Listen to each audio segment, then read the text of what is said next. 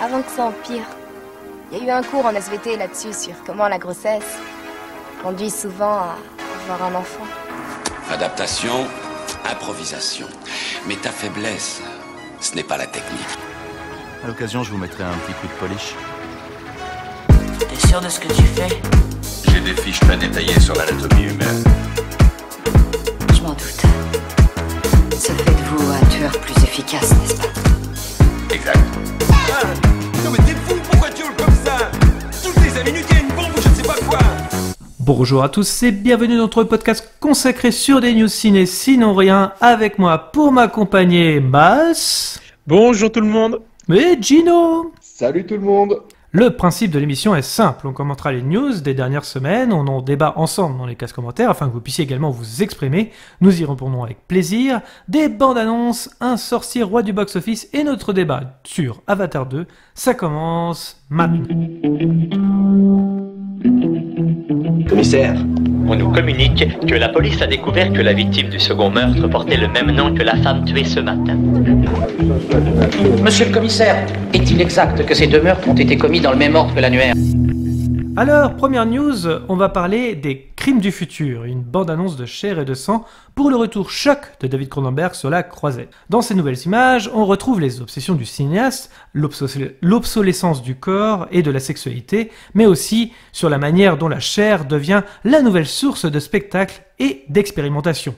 On retrouve les modules d'étrange d'Existence, l'érotisme froid de Crash et les fentes corporelles de Vidéodrome, dans ce qui semble être une proposition qui n'hésite pas à dialoguer avec les œuvres précédentes du cinéaste. L'élégante photographie de Douglas Coe et la musique électronique de Howard Shore se conjuguent et en tout cas, dans ces images, admirablement avec la mise en scène toxique de Cronenberg, l'étrangeté de Viggo Mortensen qui se mutile pour son art, les Crimes du futur qui seront dévoilés le 25 mai prochain dans les salles de cinéma françaises. Messieurs, qu'est-ce que vous en avez pensé ? Ouais, alors moi, ce que j'en ai pensé de cette bande-annonce, j'ai trouvé ça plutôt intriguant et ça m'a l'air plutôt pas mal. Après, c'est comme je l'avais déjà dit, c'est très Cronenbergien, comme on dit, c'est-à-dire qu'on connaît tout de suite le style du monsieur. Donc après, je pense que c'est typiquement un film qui plaira probablement pas à tout le monde, mais franchement, ça a l'air hyper léché, hyper chiadé au niveau visuel. On sent qu'il y a vraiment ça a l'air impeccable, quoi. Franchement, au niveau de la photographie et tout, ça a l'air vraiment top. Et l'histoire, franchement, je trouve ça assez intriguant. Moi, je dis pourquoi pas. Au moins, c'est original. On reconnaît un peu toujours les thématiques de Cronenberg, mais franchement, au niveau du scénario en tant que tel, c'est intriguant et moi, ça titille ma curiosité. Donc, je me dis pourquoi pas. Mais encore une fois, il faut être averti quand on va voir ça. Évidemment, faut pas dire que ce sera pour tout public. Ça paraît évident, on sait très bien. Mais franchement, je dis pourquoi pas. Moi, tu vois, je préfère ça que certains gloubi-boulga un peu commerciaux qu'on voit tout le temps. Pour le coup, au moins, il y aura un scénar qui sort du lot et comme je dis, sur le plan visuel, ça a l'air vraiment impeccable. Donc, pour les amateurs du genre, cinéaste, déjà du genre de cinéaste et puis du film un peu plus auteur malgré tout. Sur Cronenberg, ça reste ça aussi, quoi. Donc, je pense qu'ils y retrouveront leur compte. Par contre, c'est évident que ceux qui sont biberonnés qu'au blockbuster, ce sera pas pour vous, clairement, je pense. Mais voilà. Donc moi, je dis oui. Je dis plutôt oui. Et d'ailleurs, David Cronenberg a déclaré qu'il voulait choquer la croisette, puisque le film est présenté à Cannes cette année. D'accord. Bon, on va voir ça. Après, il faut toujours se méfier des effets d'annonce. C'est pour faire un peu de buzz autour du film, titiller la curiosité, justement. Mais bon, ça m'étonnerait pas. On le connaît, de toute façon. Quand t'as vu La Mouche, tu sais de quoi il est capable, le gars. Oui, c'est ça. Entre autres, bien évidemment. Entre autres choses, bien sûr. Existence aussi, c'était un peu gore. Ouais. Et toi, Gino ? Moi, sans surprise, vous savez que ce n'est pas du tout le style de film que j'affectionne. Et cependant, je rejoins Mus sur ce qui peut avancer comme argument pour ce film. En effet, que là, je vante souvent ça, le fait qu'on n'ait plus beaucoup entre guillemets, de scénarios qui sortent du lot ou autre. Là, on a vraiment une véritable proposition. Donc c'est sûr à partir du moment où tu mêles de la science-fiction te permet de pouvoir oser, et ça c'est ce qu'il fait. Il maîtrise ses codes, comme vous l'aviez signalé, Existence et La Mouche sont quand même deux références de ce réalisateur. Le casting, voilà, elle est assez doux, Viggo Mortensen, pourquoi pas, bien que Viggo Mortensen, j'ai du mal, quand je l'ai vu dans la bande-annonce, je sais pas, c'est pas le Viggo Mortensen que j'ai pu connaître, soit dans Le Seigneur des Anneaux, ou dans La Route, ou plus récemment sur Green Book, voilà. Est-ce que Pourquoi pas, mais tu vois, moi, il m'a fait penser à à peu près au... Comment on appelle ça, au répliquant dans Blade Runner dans le premier, mais comme une espèce de parodie de ce personnage-là. Alors, une parodie, c'est peut-être pas le bon mot, mais comme une copie un peu de ce personnage. Mais bon, écoute, je pense que les amateurs de films gore, horrifiques, y trouveront leur compte. Donc, ce sera pas moi, et que je pense que pour les amateurs, ça va aller changer un peu en effet des remises au goût du jour que l'on a, comme on a eu avec Halloween ces derniers temps. On a vraiment une vraie proposition toute nouvelle, et ça fait du bien de voir que les grands metteurs en scène, les grands cinéastes cherchent à faire des scénarios encore neufs et novateurs. Ouais. Est-ce que tu avais vu History of Violence, Gino, de David Cronenberg, avec justement Viggo Mortensen? Ouais, non, je l'ai pas vu. Il est pas mal. C'est pas un film d'horreur, hein, je précise. Moi, j'avais vu que La Mèche de David Cronenberg. Mais... putain, il fallait qu'on la fasse au moins une fois. Je suis désolé. Okay. Non, j'ai pas vu ce film-là, ou alors peut-être qu'il m'est passé sous le nez. Je t'invite à le regarder parce qu'il est très très intéressant. Sur toutes les violences en fait, ouais. C'est vraiment là-dessus en fait que David Cronenberg a essayé de jouer, c'est sur l'ensemble des violences et tout est conjugué dans le film, c'est vraiment intéressant.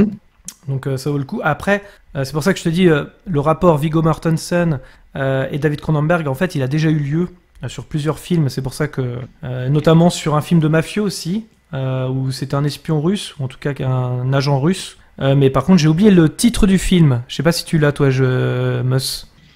Tu parlais d'un film de David Cronenberg avec Viggo Mortensen où c'était un agent russe, enfin un personnage russe. C'était quoi le titre alors? Attends. Ah, j'ai oublié. Et c'était Cronenberg, alors attends, je vais essayer de voir sur sa filmographie, tu vas me dire. C'est pareil, c'est pas un film d'horreur, mais c'est peut-être un film qui va plus t'intéresser justement. Tu l'as dit, quel nom? Justement, c'est le nom que je cherche. Attendez. Pas évident, là, je vous pose une colle. Et c'était un agent russe dedans. A Dangerous Method. Non. Les Promesses de l'ombre. Ah, voilà, c'est ça. Les Promesses de l'ombre. Donc ça c'est des films qui peuvent t'intéresser au cas où, Gino. Je l'ai pas vu. Faudra que je regarde ça, alors.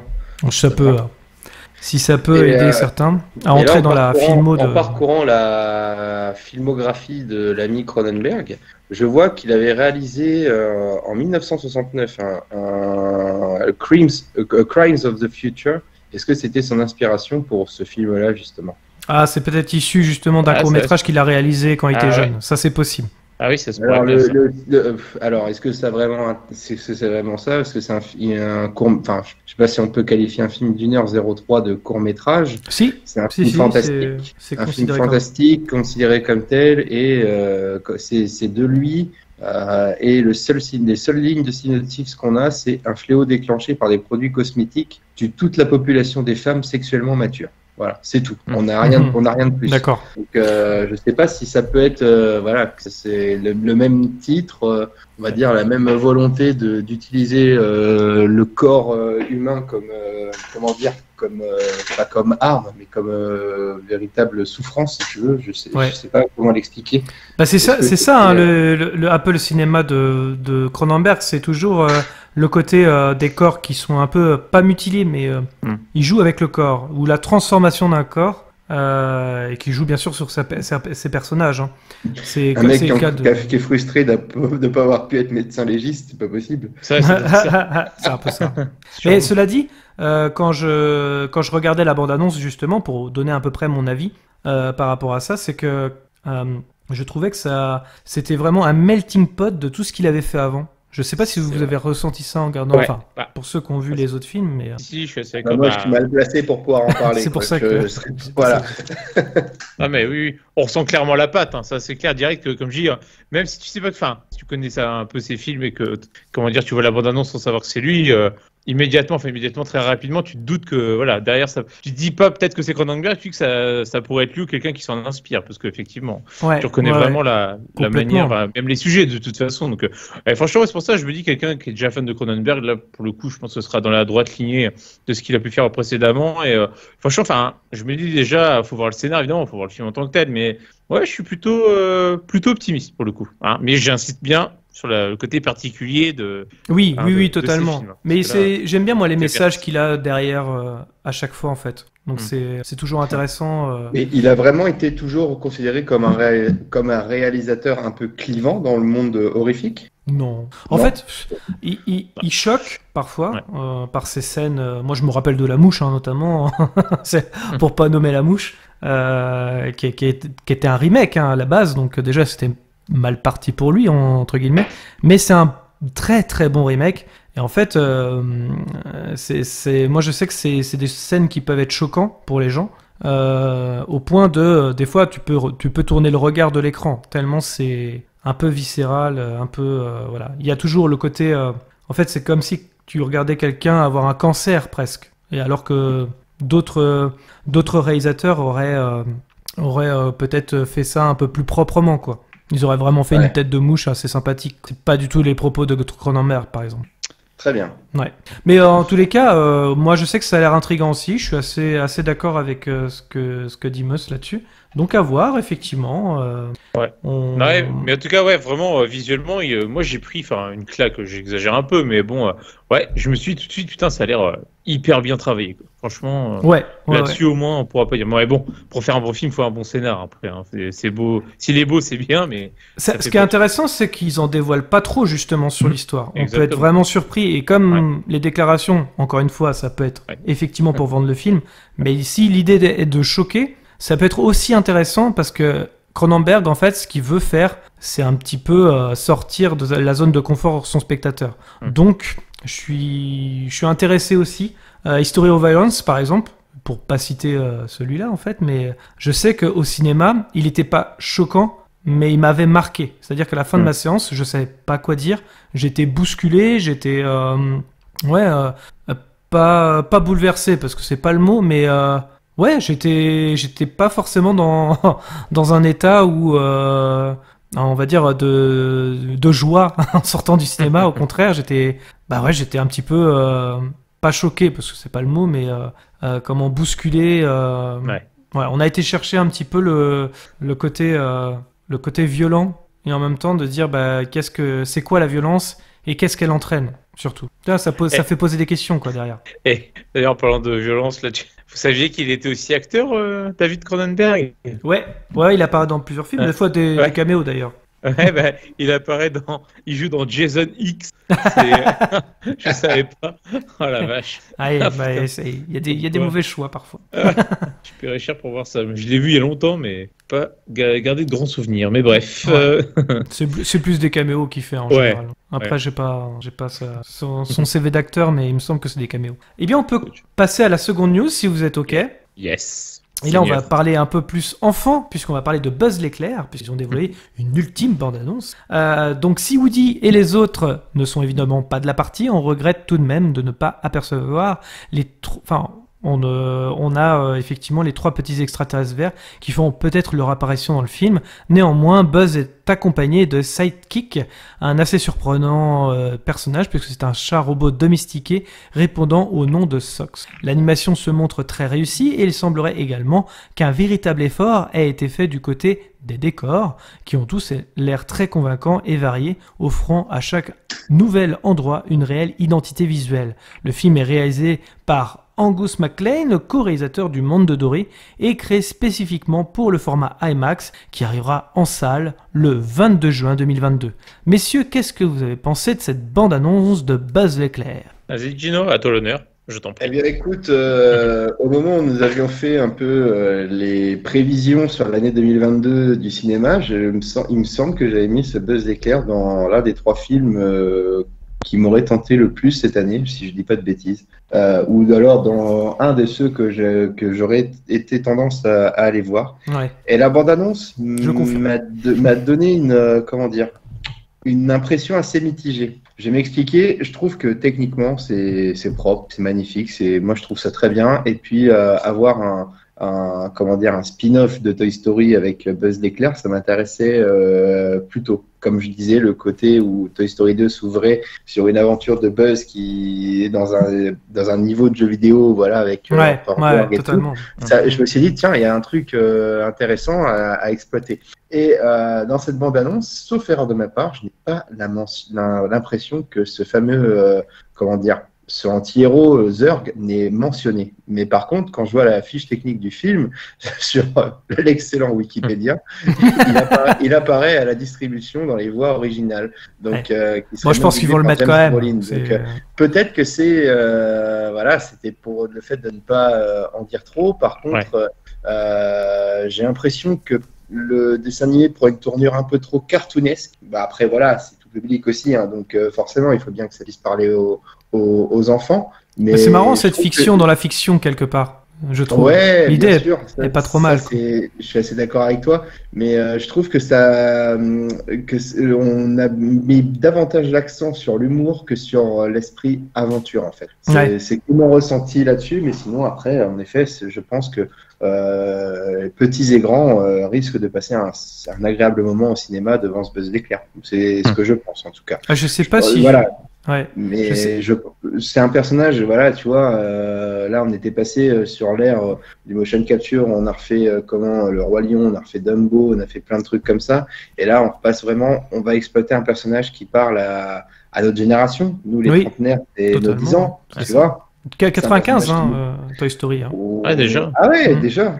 Ah oui, donc on était un petit peu plus jeune que ça. Donc je me souviens de l'avoir été voir au cinéma quand même, malgré mon âge. Et je vois que même les petits de 5-6 ans, aujourd'hui, Buzz l'éclair, ça leur part encore, quoi. Donc, c'est une marque, c'est ça qui est intéressant, c'est que c'est des Toy Story et par ces personnages, on réussit, notamment Buzz l'éclair, le plus, l'un des plus emblématiques, a réussi à traverser les époques. Donc, je pense qu'il y a moyen de rapprocher les générations autour de ce Buzz l'éclair. Et il a l'air très propre en plus. Donc ça, je pense que ça peut être un bon moment. Voilà. Et juste avant de passer à la vie de Meus aussi, en même temps, juste une petite question. Juste une question aussi également. Est-ce que vous connaissiez le dessin animé Buzz l'éclair? Parce que moi, c'est un dessin animé que je suivais. Ah, exact. Alors, un peu cartoonesque, d'ailleurs, au passage, au demeurant. Il n'était pas passé sur le satellite à l'époque, ça? Mais, si, c'est sur Disney, je sais plus quoi, Disney Channel à l'époque. Peut-être des bribes d'épisodes, peut-être, mais pas dans son intégralité. Non, pareil. Okay. Pareil, juste des bribes, ça me parle vaguement maintenant que tu t'en parles, mais pareil. C'était génial au passage. C'était une très très bonne série avec Richard Darbois qui reprenait la voix d'ailleurs. Ouais. Donc là, c'est quelqu'un d'autre. À l'époque, j'avais le satellite qui me permettait d'avoir de TF1 jusqu'à M6. Je précise que moi, c'est des épisodes que j'ai vus sur le tard parce que j'avais pas Disney Channel non plus. Ouais. Donc voilà, pour information. Ok, et toi, Meus, t'en as pensé quoi? Moi, en fait, je rejoins Gino sur la qualité esthétique, c'est-à-dire que ça a l'air hyper propre, pour le coup Pixar, quoi. Donc là-dessus, tu sais que t'as de la qualité dans l'animation. Même je suis sur le scénar, en général, t'es rarement déçu. Moi, il y avait juste, c'était quoi, Soul, que je trouvais pas mauvais, mais un tout petit chouïa en dessous par rapport en termes scénaristiques à ce qu'on avait pu avoir avant. Enfin, après, ça c'est subjectif, c'est mon avis. Mais globalement, Pixar, tu sais que c'est de la qualité, ils se sont jamais pris les pieds dans le tapis jusqu'à présent. Donc, j'ai aucun doute là-dessus. Après, à titre personnel, comme je l'avais dit en début d'année, même quand on avait fait des films quand on est plus pour 2022, bon, ça faisait pas partie de mes plus grandes attentes, tout simplement parce que, paradoxalement, on est la même génération, mais j'ai pas spécialement grandi avec Toy Story, vous voyez. Donc, non, mais j'ai dû les voir vite fait, mais je sais pas, c'est pas ceux qui m'ont le plus marqué en tout cas. Donc, c'est pour ça. Mais je suis pas contre du tout. Je sais que j'avais aimé. Attention, Toy Story, j'avais poncé la cassette, moi, à l'époque. Ouais, non, mais tu vois, après, je sais pas. Enfin, il y en a d'autres que j'ai vus, évidemment, mais Toy Story, je les ai pas plus vus que ça. Il y en avait trois, Toy Story, Le Roi Lion et Tarzan. Ouais. Les trois, elles ont été poncées.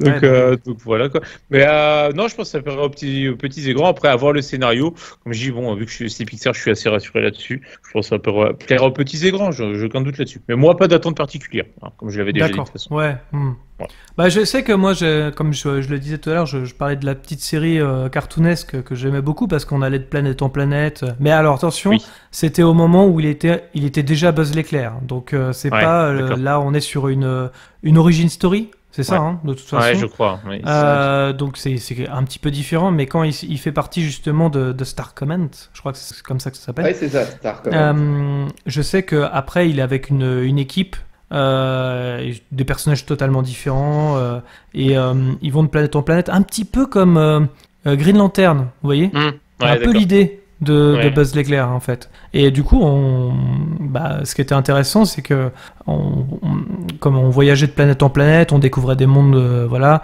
et c'était ultra intéressant comme série d'aventure. Donc oui, moi aussi, je suis un peu comme Gino, j'ai envie d'aventure, j'ai envie de voyager. C'est ce que le film promet en tout cas. Donc à voir ce que ça va donner. Pareil, j'adore Toy Story. Par contre, ce film-là, j'avais pas forcément plus d'attente que ça, mais il fait partie des films que j'irai voir cette année quand même. Ah, par contre, le seul truc, après je peux comprendre aussi, c'est que effectivement pour le doublage français, donc Richard Darbois n'a pas été repris. Exact. C'est un peu dommage parce que ça reste une voix mythique. En tout cas, dans le personnage, il l'incarne parfaitement. Après, là où je peux comprendre Disney un peu, j'ai vu les motivations. En fait, c'est parce que dans la version US, c'est Chris Evans qui va interpréter du coup Buzz l'éclair. Donc ils ont pris la voix française de Chris Evans, du coup pour être cohérent. Après, je peux comprendre déjà d'une part, puis après, c'est aussi je me dis potentiellement, si ça marche, j'imagine qu'ils ambitionnent des suites, comme souvent dans ce genre de cas de figure. Je pense. Du coup, je me dis forcément Richard Darbois, quand ça va avoir un certain âge, fatalement. Donc je me dis, pour pas prendre de risques, forcément, il mise sur un doubleur plus jeune aussi, pour certaines raisons, j'imagine. Bon, c'est toujours quand même dommage parce que c'est que pour les 4 films et puis pour la série dont tu as parlé, Gauthier, c'est vrai qu'il était super bien dans le rôle, quoi. Franchement, c'était une voix mythique, quoi. C'est un peu dommage. Par contre, je suis pas contre qu'ils aient changé la voix, pas pour le côté de ce que tu dis par rapport aux suites, c'est du fait que on n'est pas sur le Buzz l'éclair, on n'est pas sur un Buzz l'éclair sur le jouet en réalité, c'est carrément le personnage fictif. C'est vrai, tu as raison. Et très jeune aussi. Faut couper quelque part. Donc je me suis dit, c'est cohérent en fait. T'as raison. Du côté artistique, je me dis ça passe. C'est le personnage, de Toy Story le plus intéressant à explorer son côté non joué entre guillemets, personnage pur. Autant parce que on l'avait plus ou moins évoqué rapidos via le prisme du jeu vidéo dans le 2, et dans ce même Toy Story 2 aussi, je crois, on avait déjà plus ou moins vu la backstory de Woody en fait, avec ce collectionneur un peu débranle qui était complètement dingue du personnage, et voilà. C'est toujours Woody qui est le personnage principal de Toy Story. Ça n'a jamais été Buzz l'éclair, malgré tout. Et d'ailleurs, parce que c'est important de le savoir aussi, quand ils ont fait Toy Story, c'est aussi un symbole Toy Story. C'est-à-dire que du cinéma, en l'occurrence, puisqu'on explorait une nouvelle technologie. C'est un des premiers films en 3D de cette manière-là qui seront copiés par la suite par Pixar, effectivement. Mais c'est aussi une allégorie aussi au cinéma, quand le western était remplacé par la science-fiction. Sur le thème, quelque part,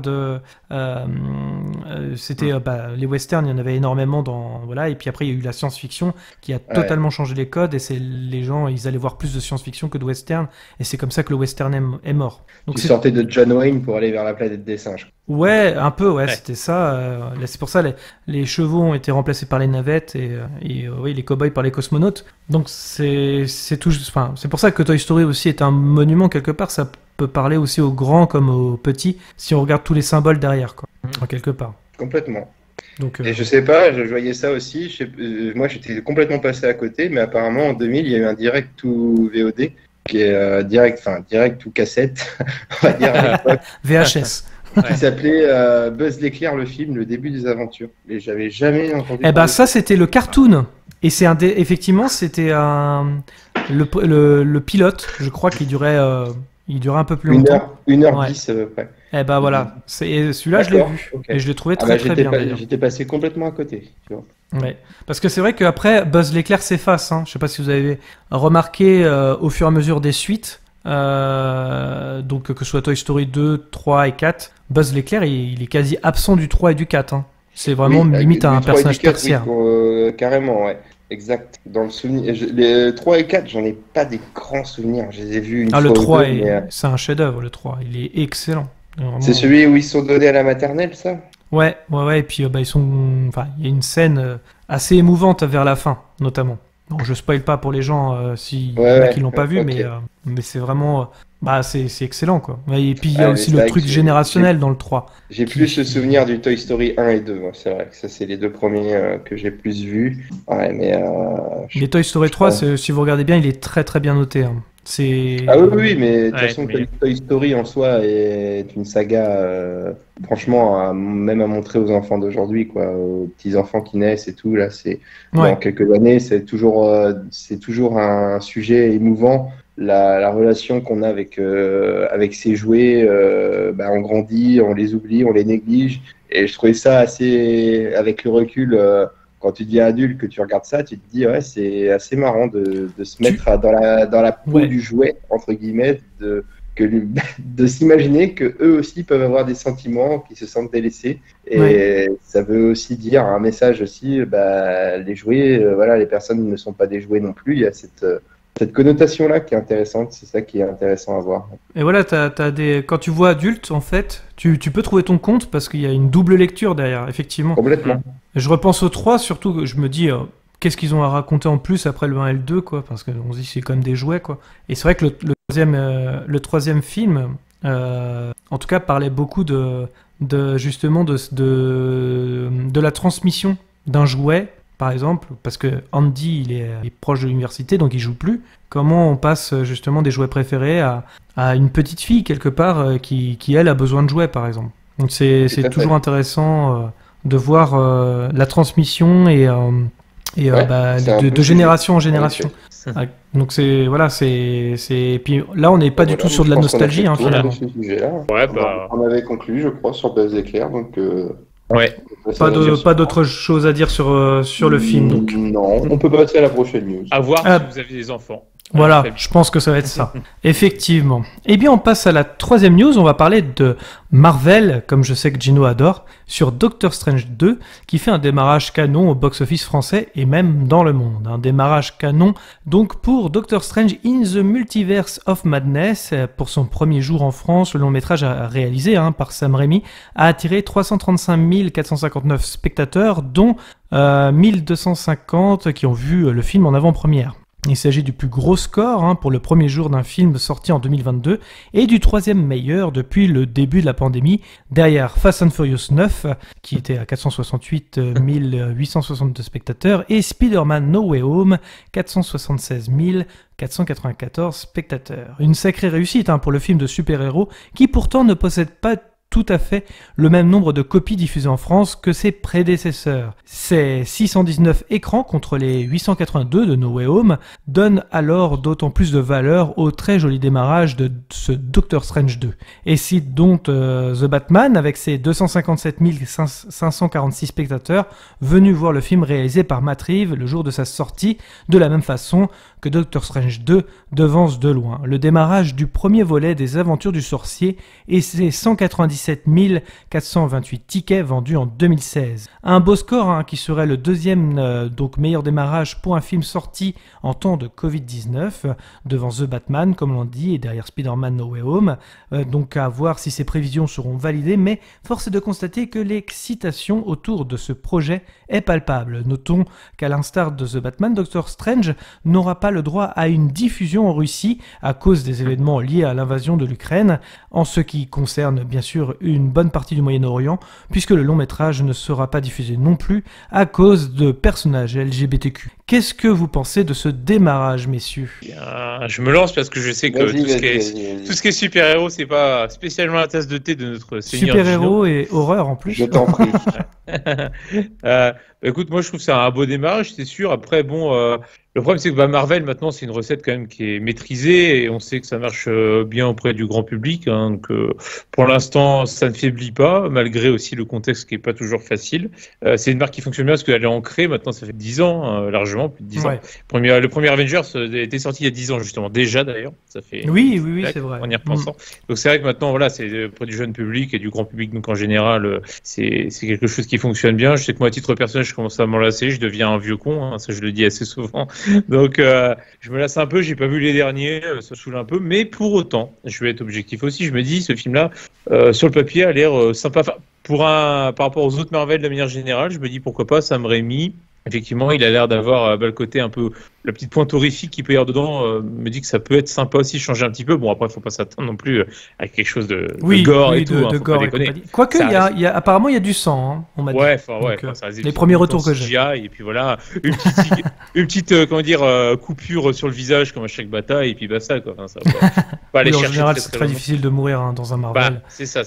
Donc, et puis bon, il a l'air assez sombre. Après, je me dis, tu vois, alors j'ai pas vu la série Vendavision, mais bon, des retours que j'en ai eu, notamment par Todd Gauthier, c'est vrai que ça a l'air assez torturé, entre guillemets, assez travaillé, et je me dis, pourquoi pas, tu vois, j'aime beaucoup quand c'est comme ça. Non, pour le coup, sur la moyenne des Marvel, je me dis, celui-là a l'air sur la moyenne haute, voilà, pour autant, ça reste du Marvel, hein, ça reste du McDo, hein, on va pas non plus se mentir.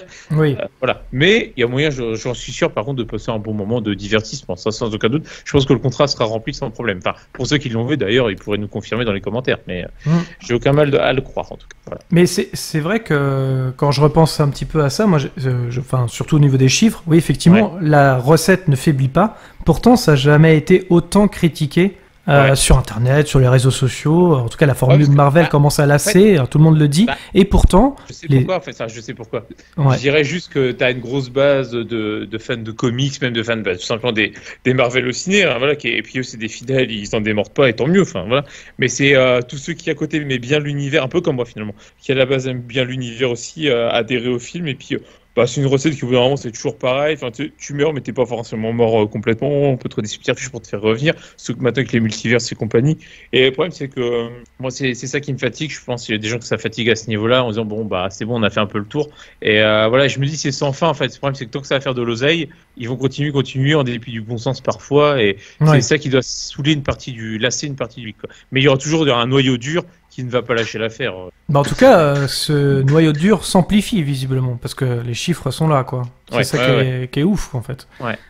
Mais je pense que en plus, c'est des films familiaux, en plus de ça. Oui, tout à fait. Ça doit jouer aussi. Viens, on va voir le dernier Spider-Man, viens, on va voir le Doctor Strange chez Marvel. C'est sûr que c'est plus facile à regarder qu'un Cronenberg, ça on va pas se mentir, ça c'est sûr. Là, pour le coup, c'est clair. 2 salles, 2 ambiances, clairement. En effet. Tu vois, le Cronenberg, tu vas pas le voir avec les enfants, hein, ça c'est certain. Mais voilà, il y a ça aussi. Hein. Forcément, tu peux toucher une cible beaucoup plus large avec un Marvel. Ça. Et d'ailleurs, en parlant de ça, justement, toi, Gino, qui n'est pas trop film justement de super-héros, ou en tout cas Marvel, qu'est-ce que tu penses de ces chiffres, justement? Qu'est-ce que ça t'inspire, le fait que, justement, en fait, le film de super-héros, pour l'instant, n'est pas encore mort? Moi, je trouve ça ahurissant, en fait. Comment dire tant mieux pour Disney, tant mieux pour la marque Marvel, pourquoi pas, mais moi, je suis clairement pas client de tout ça, et pour moi, c'est vraiment un complément à tout ce qui se passe sur l'abrutissement de nos cerveaux, on va dire, en sens général. Alors, j'y contribue également, hein, de mon côté. Hein. Je joue peut-être à des jeux débiles, je lis des trucs débiles, je me fais... Puis t'es supporter de l'OM aussi. Ça aide pas, déjà avec ça...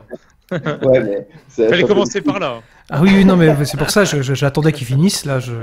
Non, mais le supporterisme aussi, rend débile, rend con, tout ça, ce que tu veux, et si tu veux, mais c'est une très bonne comparaison, hein, parce que tu auras comment dire, comme pour une équipe de foot, les inconditionnels, tu auras les inconditionnels de Marvel, et en effet, les chiffres, je suis même pas étonné, si tu veux, si tu me dis qu'il y aura 3 Marvel cette année, par exemple, et que les 3 sont aux 3 premières places du box-office, je serais pas surpris, parce que les gens ne s'en lassent pas. Je sais quoi me dire, mais toi t'aimes bien les James Bond et tout. Oui, d'accord, je veux dire, il y en a 24 ou 25 des James Bond qui sont sortis en 50 voire 60 ans. Là, t'en as presque le même nombre, mais en 12 ans.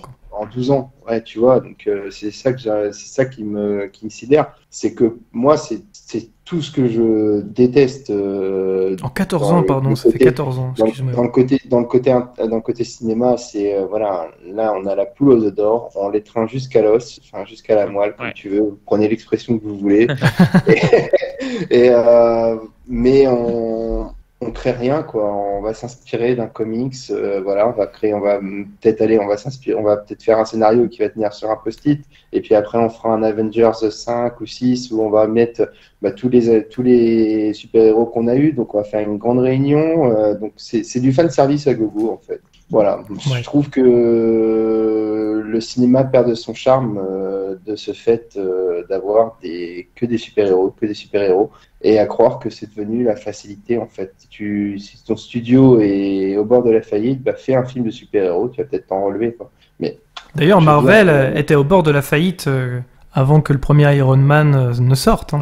Ouais, c'est vrai, hein. La société était dans la merde. Tu vois, il y a quelques bons films que j'ai. Enfin, il y en a que 2 ou 3 que j'ai regardé dans cette série-là. Ouais, c'était les 2 premiers Iron Man et Black Panther. Voilà, tu vois. Mais le fait que je puisse pas, en plus, me dire que si j'en prends un au hasard et que je le regarde, et ben si je n'ai pas vu les deux précédents, je vais rien comprendre. Et ça m'emmerde en fait. Je peux pas regarder une œuvre indépendamment de l'ensemble de l'univers Marvel. C'est ça qui m'emmerde en fait. Après, je suis pas d'accord sur le fait qu'ils ne créent rien, parce que c'est vrai que depuis 2008, ils ont créé un sacré univers. Alors après, attention, hein, il y a des comment on appelle ça déjà, des incohérences par-ci par-là, quoi, heureusement, parce que c'est très difficile de ficeler le tout, mais bon, ils ont quand même créé quelque chose, quelque part. En tout cas, un univers bien à lui. Ils ont même, d'ailleurs, certains super-héros comme Hulk ont baissé même au niveau des super pouvoirs, parce que sinon c'est quelqu'un de trop puissant par rapport aux autres Marvel. Donc ils ont quand même créé leur univers quelque part, même si c'est adapté de comics. Ils ont pris quelques libertés aussi. Donc c'est pour ça que je reviens là-dessus. Moi personnellement je suis pas trop d'accord, même si je suis pas très fan de ce qu'ils ont fait. En tout cas les derniers Marvel m'ennuient un petit peu, mis à part WandaVision qui était un des derniers bons Marvel, dirons-nous. Après, attention, hein, il en faut pour tout le monde. Et si les gens aiment cet univers, je peux tout à fait le comprendre et comprendre pourquoi ils aiment ça. Voilà, ça, là-dessus, voilà. Je ne vais pas me faire, le mec qui... Je ne suis pas un mec qui regarde que des films d'auteur ou quoi que ce soit, loin de là. Donc, mais oui, c'est sûr. Mais c'est vrai que je comprends qu'on puisse avoir un engouement pour ce genre de film, notamment auprès des plus jeunes générations qui grandissent avec ça. C'est tout à fait logique et normal en soi, donc ils grandissent. Eux, ils ont l'impression de grandir avec Marvel. C'est vrai. Comme nous, on a grandi avec d'autres héros, comme nous, on a grandi avec les buddy movies, on a grandi avec plein d'autres choses. Ouais, donc je le comprends, ça fait un peu vieux con de penser comme ça, mais c'est vrai que pour moi, c'est de l'abrutissement audiovisuel, mais moi, j'ai le mien, j'ai le sport et, les jeux vidéo, tout ce que tu veux comme abrutissement cérébral. La télévision, hein, tu vois, ça peut être ça aussi, mon abrutissement, donc... Voilà, clairement, c'est vraiment le summum de la société de consommation poussée à l'extrême, quoi. Voilà, au niveau cinéma. Et oui. Mais c'est vrai que voilà, c'est assez inégal dans les films. Hein. Il y en a plus de 20, donc forcément. Il y en a plus de 20. T'en as qui sont réussis, d'autres moins, quoi. Et puis, ce que je leur reproche, c'est que c'est même plus, bien souvent, hein, pas tous, mais bien souvent, c'est même plus des films super-héros, c'est des comédies super-héroïques. Limite, des fois, t'as la comédie qui prend le pas sur tout. Alors attention, je vais prendre l'exemple de Thor Ragnarok, que moi, paradoxalement, j'ai beaucoup aimé. En fait, dans son style, il est très bien fait. Pour le coup, c'est impeccable. Mais pour autant, en fait, le problème, c'est que t'as plus d'humour, limite, que de choses un peu épiques. Et ce qui fait que, à aucune seconde, à aucun moment, tu t'inquiètes pour les personnages. Et à partir du moment où je m'inquiète pas pour les personnages, l'intérêt du scénar, je m'en fous un peu, quoi. Et du coup, c'est dommage. L'humour amoindrit les enjeux, quoi. Exactement. Et c'est ça, c'est tout le temps. Il y a un moment, moi, j'aimerais bien qu'ils fassent mourir des personnages, mais genre violents, quoi, frontalement, ils reviennent pas, quoi. Mais un truc bien dégueulasse, quoi. C'est un truc que tu fais pas un PG-13, quoi. Tu vois, faut qu'il y ait un rated, quoi, qui s'y aille, quoi. C'est pour ça que j'ai beaucoup aimé WandaVision, parce que c'est peut-être le seul Marvel qui dépeint, en fait, et qui ose parler des conséquences de ce qu'il y a eu dans Infinity War. avec toutes les morts que ça a entraîné, Ouais. bien sûr, puisque là on parle quand même de la moitié de l'univers, c'est pas rien, Ouais. et que ça a eu des conséquences pour Wanda, parce que voilà, il y a eu son amour inconditionnel pour The Vision, et qui ne lui reviendra pas, entre guillemets, quoi. Et bien sûr tout ce que la vie lui a enlevé, parce qu'il y a eu son frère qui est jamais revenu aussi, hein. Ouais. Donc elle a beaucoup perdu, et enfin on s'intéresse sur un personnage qui a perdu, qui est en deuil, qui ne les retrouvera jamais. Donc ça c'est intéressant pour le coup. Mais tu vois, là en plus ce que vous dites avec WandaVision, limite, pour que je comprenne le film, il faudrait que je voie en plus cette série, tu vois. Donc là, maintenant, c'est vrai. là, c'est le fait de vouloir faire des univers étendus. C'est ça aussi je veux dire, le paradoxe.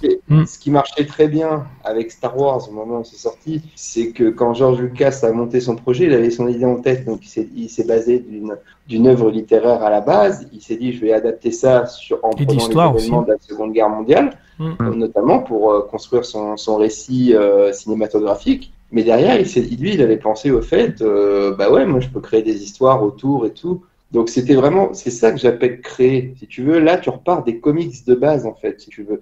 Et tu te dis, ça marche bien, ce côté Cinematic Universe, l'univers étendu. Donc là, on en a fait un univers, mais hyper étendu, qui, dans un sens, on va dire que je me contredis, mais c'est vrai qu'il y a beaucoup de personnages aussi qui ont été dessinés par c'est Stan Lee, je crois, qui est à l'origine des autres, ouais, ils sont plusieurs en fait, en vrai. Oui, tout à fait, mais celui qu'on met souvent en avant, c'est quand même lui. Ouais, Stan Donc Lee.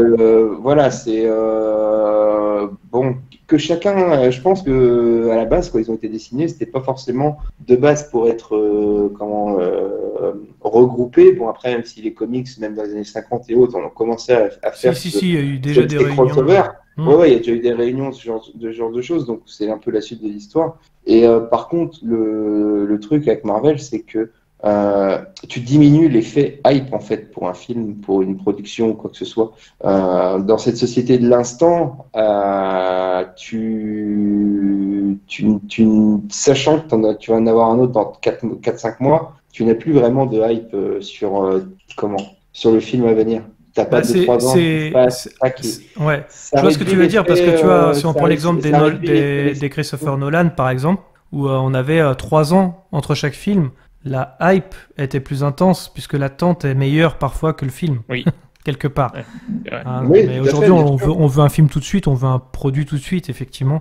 Cette génération qui ne peut plus attendre. Et c'est pour ça que Netflix met par exemple toutes ces séries en binge-watching maintenant aujourd'hui. Ouais, c'est ça. C'est ça que je veux dire. Est-ce que tu gardes des souvenirs immémoriaux de ces films? J'en suis pas intimement convaincu. Beaucoup moins. Pour deux raisons. C'est que, comme dit Must, tu les consommes à l'appel. Et puis, des bons moments que tu vas avoir, tu vas peut-être en retenir un ou deux, mais sur la tonne de production qu'il y a eu, c'est très peu quand même. C'est noyé dans la masse. Donc, c'est. Ouais, après, voilà, moi, c'est pas ma cam, c'est clair, mais je comprends aisément que l'engouement qu'il peut y avoir soit en adéquation avec la volonté du studio aussi d'en produire à l'appel. Et juste par curiosité, je vais vous poser une question en rapport avec Steven Spielberg qui disait que ce genre allait mourir. À votre avis, à quel moment ça va décliner? Oh là là, encore quelques années, je pense, mais là, de toute façon, pour moi, on va commencer doucement, peut-être à réduire dans le sens où... Alors, ce qui fait que ça va s'arrêter, ça peut s'arrêter, je dirais à moyen terme. Côté Marvel, c'est que là, on va dire que finalement, leurs licences les plus fortes, elles sont déjà un peu derrière eux. Enfin, il reste encore Thor, mais bon, tant que ça va arriver vers la fin tout doucement, ils vont nous mettre Thor au féminin. D'ailleurs, ils font ça pour tous les personnages. Même dans les BD, même dans les BD. Ouais. Oui, mais bon, on n'empêche que là, on sait très bien aussi pourquoi. Mais ce que je veux dire, c'est que ce qui peut faire que ça diminue petit à petit, c'est effectivement les licences comme Iron Man, Captain America. Bah, mine de rien, peut-être qu'ils vont trouver des subterfuges pour réussir à réintégrer. On sait bien que le multivers, on peut faire plein de choses. Les remplacer par d'autres acteurs. C'est ça, tout à fait. Mais du coup, pour autant, je me dis, si vraiment une fois que ce sera usé jusqu'à la moelle, ou que les grosses licences vraiment seront derrière eux, qu'ils exploiteront de nouvelles licences qui feront peut-être pas autant mouche que les personnages les plus, en tout cas, emblématiques, peut-être que petit à petit, le public se lassera et délaissera les salles obscures. Mais vraiment, c'est dur à prévoir. Hein. à l'heure actuelle, comme tu l'as dit, ça continue quand même de cartonner malgré tout. Ouais, je pense que c'est ça. C'est un peu comme nous finalement. Peut-être que le public qui est aujourd'hui compose le noyau dur des fans vraiment hardcore. Bah, il va grandir ce public et peut-être qu'en grandissant, bah, il va dire j'ai fait le tour et j'arrête quoi. Et si les générations qui suivent ne mordent pas à l'hameçon, bah forcément ça va se déliter au fur et à mesure. Mais c'est dur à prévoir. Clairement, c'est dur à prévoir. Le western, ça s'est peut-être écroulé, on fait souvent le parallèle, mais bon, ça a mis combien de temps? C'est pareil, ça a mis longtemps. Ouais, voilà. Donc c'est pareil. Là, vu que ça fait 14 ans là, que Marvel est un petit peu maître du... Enfin, 14 ans qu'ils sont en train de monter de plus en plus. Moi, je dirais que voilà, il y a encore 5-6 ans avant que ça décline vraiment. Parce que je pense que le multivers, c'est une bonne idée, et en même temps, c'est une fausse bonne idée. Parce que je pense que ça va embrouiller les gens. Là, ce que Gino dit, c'est parfaitement juste, en fait. Vous vous rendez compte qu'il faut regarder la série qui va bien pour aller voir le film? C'est un petit peu compliqué, ça va devenir compliqué pour les spectateurs. Au bout d'un moment, de suivre tout ça. C'est d'avoir des prérequis obligatoires pour comprendre le film, quoi. C'est ça. Et ouais, c'est ça qui me dérange un peu dans l'esprit où le mec qui va absolument tout suivre de A à Z pour comprendre le film au moment où il va aller au cinéma, et le spectateur lambda comme moi qui va acheter le billet au même prix, je vais rien comprendre et je serai davantage frustré. Ouais. Peut-être que l'autre il faut en sorte quand même que tu comprennes. Attention, en général, c'est quand même assez simple, mais parce qu'il y a des petits flashbacks, des petits trucs qui font que tu auras les informations, quoi. Ouais, mais c'est de la facilité, quoi. Oui. Ah oui, complètement, bien sûr. Par contre, c'est vrai qu'il va te manquer quelques petites infos qui peuvent donner du piquant au scénar. Après, mais ils essayent de faire du standalone quand même. Je ne renie pas le fait que, de ce point de vue, si je me fais l'avocat du diable, le business model est efficace, quoi. Bien sûr. L'idée, c'est que ton billet et à la fois ton abonnement Disney+. Ils sont pas idiots. Exactement, mais tout à fait. Ah oui, quand on est de droite, on aime, normalement. Ça fait partie du plan. Tout à fait. Eh bien, on va pouvoir passer à l'autre news. Alors, ça a créé un débat, mais on en aura un autre, rassurez-vous, après avec Avatar 2. On va continuer... Avatar. Je m'en doutais que tu allais le faire, celle-là. On va continuer avec une autre bande-annonce qui s'appelle Don't Worry Darling. Voilà, c'est le teaser intriguant et un peu plus titille notre curiosité. Se présente ainsi comme un thriller horrifique. Désolé Gino, influencé par les films Inception, Matrix ou encore The Truman Show. Le casting sera quant à lui plus prestigieux avec en tête l'actrice qui n'est plus de plus en plus prisée, Florence Pugh, je crois qu'on dit Pugh, non pas Pug, et Harry Styles qui continue de percer sur grand écran après son rôle mineur dans Dunkerque ou encore son apparition dans la post-générique dégueulasse des Éternels. Le film se concentrera donc sur Alice, donc jouée par Florence Pugh, qui semble mener une vie idyllique avec son mari Jack, donc Harry Styles, dans une ville expérimentale idéalisée dans les années 50, appelée Victory, et sortie de l'imagination d'un PDG et coach de vie incarné par Chris Pine. Jack et les autres hommes passent leur journée à travailler sur le projet top secret Victory, pendant que les épouses s'occupent de la maison, des repas et profitent du beau temps, sans jamais remettre en question les mystérieuses activités de leur mari.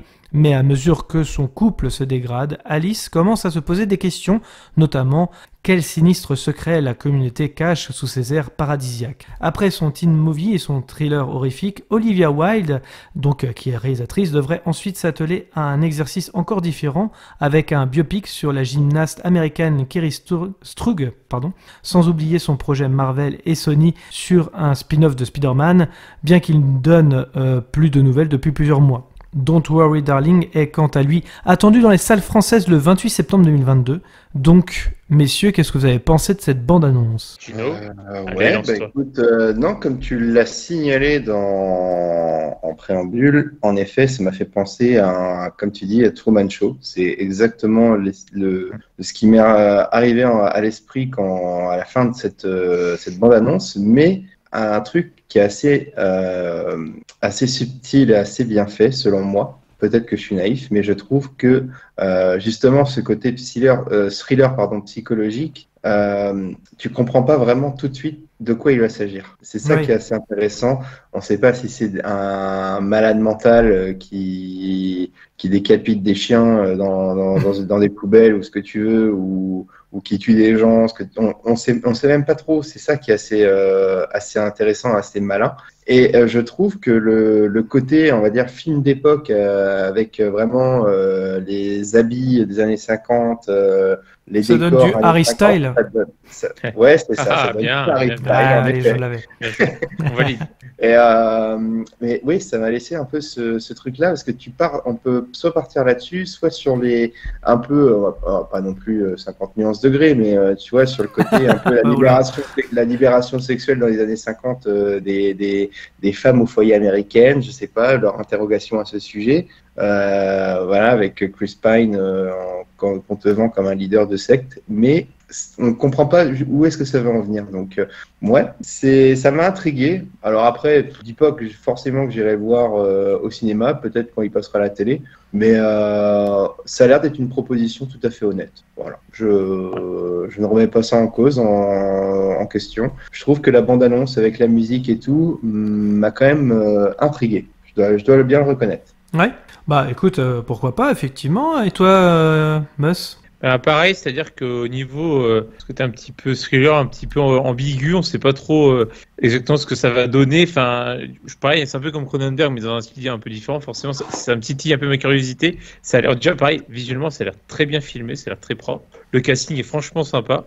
J'aime bien ce petit style, comme disait Gino, un peu années 50, un peu voilà, les mœurs différentes de ce que c'est maintenant, etc.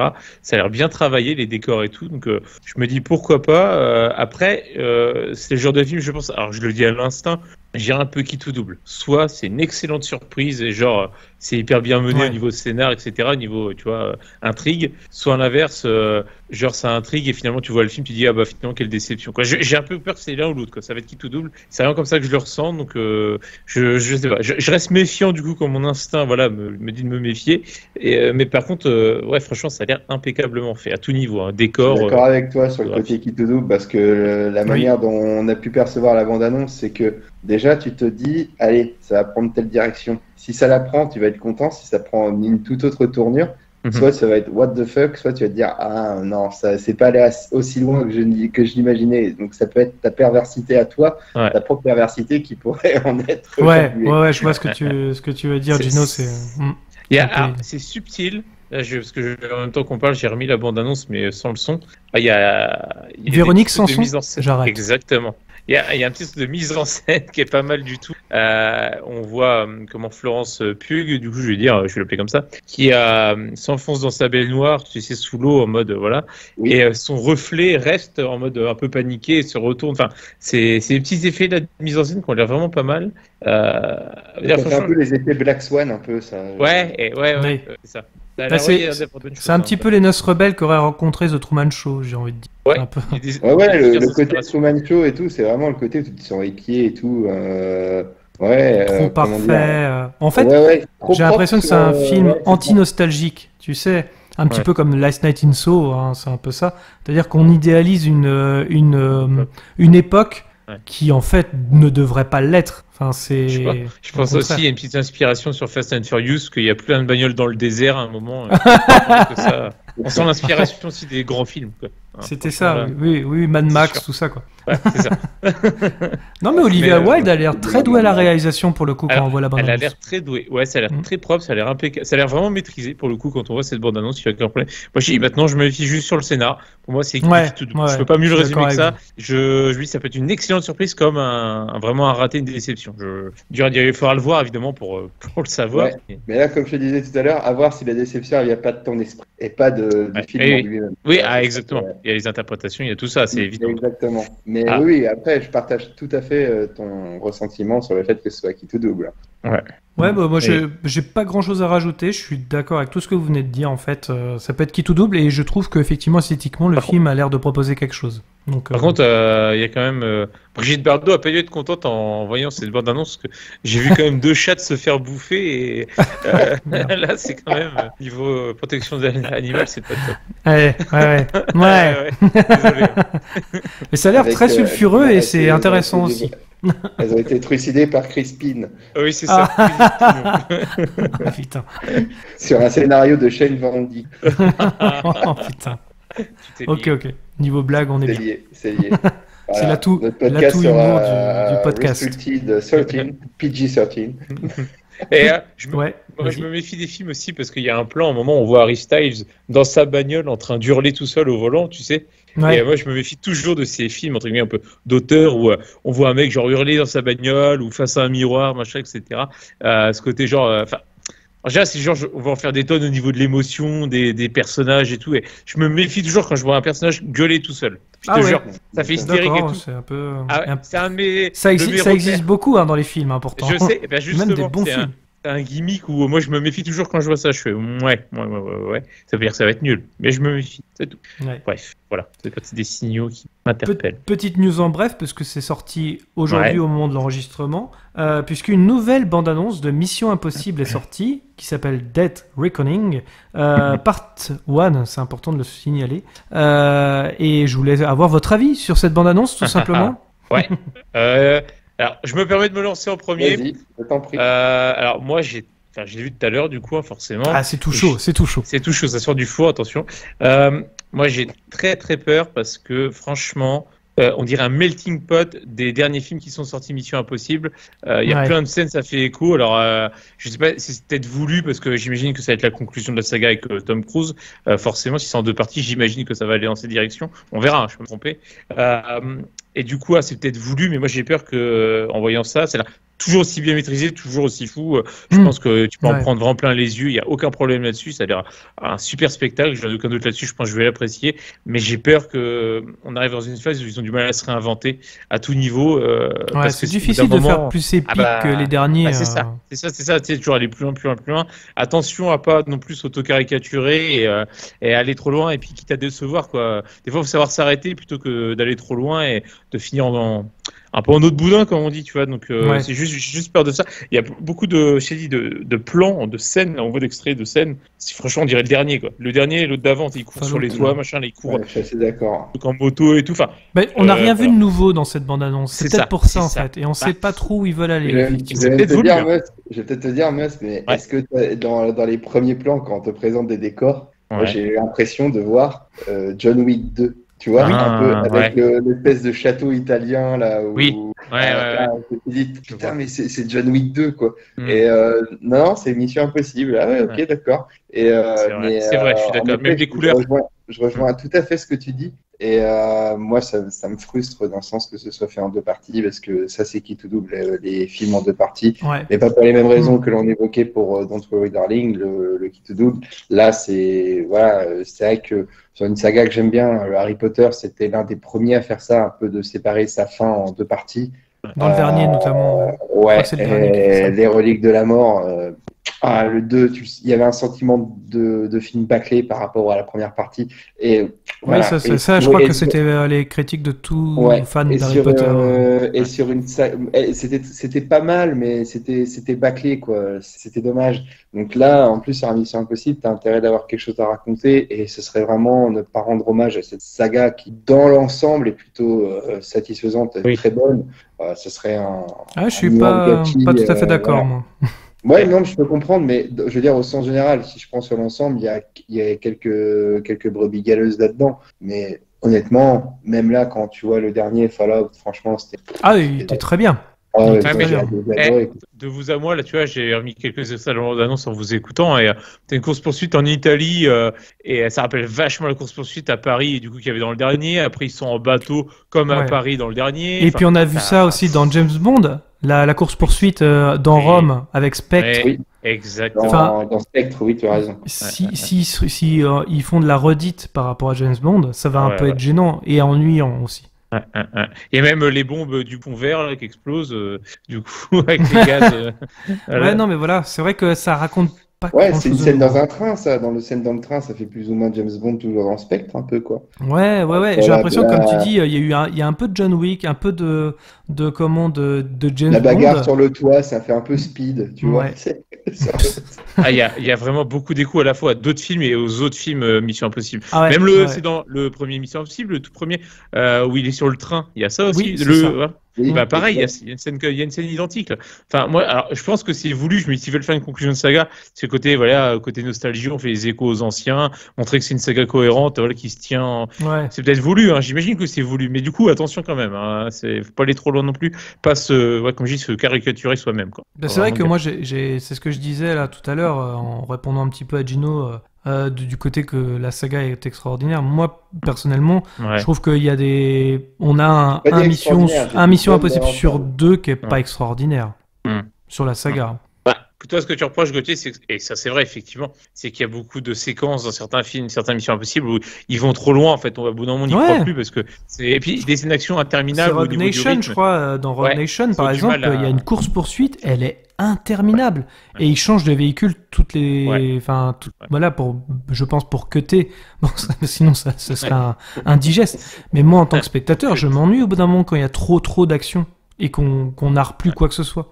Et j'y crois plus avec Tom Cruise en fait au bout d'un moment quoi. Alors que Fallout était beaucoup plus par exemple bien dosé sur ce côté-là. Même s'il y avait quelques courses poursuites un peu longues, il savait doser sur l'histoire. C'est vrai. Non mais je comprends ton ressenti. Effectivement, c'est pas tous ne sont pas des chefs-d'œuvre. Enfin, il n'y en a aucun qui est un chef-d'œuvre en soi dans l'absolu. C'est juste que bon après voilà en termes d'action pure, effectivement il y en a qui sont moins bien, le rythme est inégal. Après dans l'ensemble voilà c'est pas une saga. Il y en a aucun qui soit honteux dans l'absolu non plus quoi. Tu vois, on peut dire exactement, ça aussi. Même Mission Impossible 2 vraiment. Ah oui bon allez John Woo c'est différent. Allez, là, c'est... merci accordez-le moi celui-là. Il y a des colombes. Il y a des colombes. Quand même. Non mais si t'aimes Volte-Face, je suis désolé. Ouais, écoute, tu ne peux pas critiquer le réalisateur de Volte-Face. Ça va, hein. Respecte un peu. Oui, c'est vrai. John Key. John Key. Ouais. Non, après, c'est vrai que Tom Cruise, c'est toujours agréable d'aller le voir au cinéma, hein, peu importe. Oui. Tu sens qu'il a pris un petit coup de vieux, là, ce qui est normal. En même temps, il arrive à la soixantaine maintenant. C'est un peu logique, mais ouais, franchement. Non, je pense que moi, j'irai le voir, c'est quasi certain, et je pense que je l'apprécierai, mais voilà, j'ai juste peur que on arrive où on va se dire, bon, il était bien, mais en fait, on a déjà vu ça dans les autres, en mieux fait. Tom Cruise, quand même, comme je disais à Gauthier en off, franchement, lui, il mériterait d'être l'acteur le mieux payé au monde. Je sais pas s'il l'est, mais putain, le mec, il fait comme là pour le dernier Top Gun, il a appris à piloter un avion de chasse pour faire ses 4x4. Et moi, je suis l'assureur de Tom Cruise, je flippe, moi. Ah, ça, c'est sûr. Non, c'est donc, voilà, ça, il se donne pour ses films, en tout cas. Ah oui, complètement. Et puis, c'est visuellement incroyable. Et puis, il veut que ce soit sur grand écran, et ça, c'est admirable aussi. Ça, c'est bien. Ah, ça, c'est vrai. Pour les temps qui courent. D'ailleurs, je fais une parenthèse, il y a un autre film. Ryan Reynolds. C'est ça. Non, parce qu'il y a un autre film qui va sortir, alors, rien à voir. C'est un film avec Idris Elba, là, on vient de sortir. Pas pareil. Ils mettent l'accent dans la bande-annonce, pareil, exclusivement au cinéma. C'est un film de. C'est George Miller, il me semble, en plus. Oui, c'est George Miller. Pareil, George Miller, c'est un amoureux des écrans, des grands écrans et des cinémas, donc c'est mort. Il joue bien là-dessus dans la promo, mettant exclusivement au cinéma, etc. Et ça, j'ai aimé voir ça. Il faut le souligner pour la promotion. Parce qu'avec les plateformes de streaming, ça devient presque un enfer de se dire est-ce que je me déplace au cinéma ou pas. Les gens, il y a la baisse des fréquentations. Et je dis pas, il y a eu la Covid-19 qui est passée par là entre guillemets. Mais il y a aussi les propositions de films. Bien évidemment, parce que là, début d'année est très timide. Moi, je sais que j'ai pas vu j'ai vu des films, mais j'ai pas vu des grands films entre guillemets cette année. Ça commence timidement. Donc, pour faire revenir les gens au cinéma, mais produisez de l'épique. Et George Miller est parfait pour ça, hein, bien sûr. Tom Cruise, il est parfait pour ça. C'est mais ça. Au moins, produisez-en, parce que sinon... Pour ça, il faut encourager. Parce que même à la rigueur, quelqu'un qui n'aime pas, pareil, le film de 100% action à la Mission Impossible, à la rigueur, mais au moins, on salue au moins la démarche de ce côté. On vous le propose en salle. Ça se découvre en salle. On l'a fait pour ça, avant tout. Et du coup, allez-y, quoi. Parce que ce côté... Les streamings, pour moi, après, on pourrait en refaire un débat, hein, d'ailleurs. Mais pour moi, le streaming, c'est la mort du studio, parce que ce sera pas rentable pour eux. Hein. Ah oui, tout à fait. Ce sera pas rentable. On voit Netflix comment ils plongent. Ce sera pas rentable. S'ils doivent produire des films, c'est au cinéma. C'est là où ils vont avoir du pognon. Non, puis après, rien n'empêche que, à la rigueur, on a déjà fait un débat là-dessus, mais rien n'empêchera, à la rigueur, je parle pour la France en tout cas, à la rigueur, de retravailler peut-être un peu, ça a déjà été fait d'ailleurs en partie, mais la chronologie des médias pour éventuellement faire une sortie un peu plus rapide sur les plateformes qui ont les droits. Blu-ray, voilà. Même Blu-ray d'ailleurs. Mais ça, pourquoi pas, tu vois, ça peut être un compromis, mais ça doit sortir en cinéma et point, quoi, c'est tout, c'est là où on doit le découvrir. C'est ça, et puis même, de toute façon, le modèle économique du cinéma, en tout cas pour un film, film, t'as un studio qui va produire un dessin animé, un film d'action, un film d'horreur. ouais, Enfin, il c'est va vrai. produire 5 genres de films. Ouais. Et il sait qu'il y en aura au moins un de rentable et qui va permettre au studio de vivre. Ouais, Les c'est plateformes de streaming, le modèle économique, bah, t'es toujours en dette finalement. Ouais, c'est Tu ça. dois toujours Puis, quelque chose. Ils sont leurs propres esclaves parce qu'ils sont obligés de mettre du contenu tout le temps pour essayer de fidéliser, de garder les clients Ouais. dans l'âme des autres. Et si, par exemple, en termes de rythme, de nouveauté, et le problème, c'est que tu peux difficilement tenir à la fois une nouveauté soutenue et qualitative. Donc, le problème, c'est qu'au bout d'un moment, c'est soit tu perds en nouveau contenu, les gens se disent, bon, il n'y a plus grand chose de nouveau, j'arrête de m'abonner, ou il y a beaucoup de nouveautés, mais c'est pas terrible. Donc, dans un cas comme dans l'autre, c'est compliqué pour une plateforme de streaming. C'est pour ça que, comme on disait, d'abord privilégier les grosses productions, on met des moyens et potentiellement du coup de la qualité, d'abord au cinéma, et puis pourquoi pas assez rapidement dans la foulée, au bout de, je sais pas, 3-4 mois, 5 mois, je sais pas. Ouais, Et voilà. puis, sur la plateforme. Là, pourquoi pas, mais pas directement sur la plateforme. Ça n'a pas de sens. Non, vraiment pas. Mais Si c'est on aime le intéressant cinéma- d'avoir ce truc-là, parce que de toute façon, quoi qu'il arrive, je pense que les studios, quand ils verront que ce sera pas un modèle économique viable, les plateformes de Ouais. streaming bien sûr, même si c'est la vitrine du studio. La prochaine news sera sur Avatar 2, donc avant de parler du débat, puisque le débat sera sur si le projet intéresse encore les gens. Et donc pour cette bande-annonce en tout cas, nous allons pouvoir en débattre. Donc si on savait qu'Avatar 2 se concentrerait sur le monde aquatique de Pandora, il est clair que James Cameron en a fait un enjeu à la fois narratif et technique. Alors qu'un magnifique plan large montre les navires volant jusqu'au-dessus d'une immense étendue d'eau, le cinéaste semble rappeler la valeur du cadre de cinéma qui encapsule tout simplement un espace pour mieux en marquer un point de vue et la magnificence. Mais derrière cette note d'intention lourde de sens, la bande-annonce d'Avatar 2 se démarque surtout par sa simplicité, voire même son absence d'esbrouf, donc qu'on pouvait pourtant attendre. Cameron déploie avec de grands plans naturels de son univers et s'attarde sur ses interactions entre ces créatures numériques plus impressionnantes que jamais et l'environnement qu'il constitue. D'un rayon de soleil sur un visage à une main touchant la surface de l'eau, le film impressionne déjà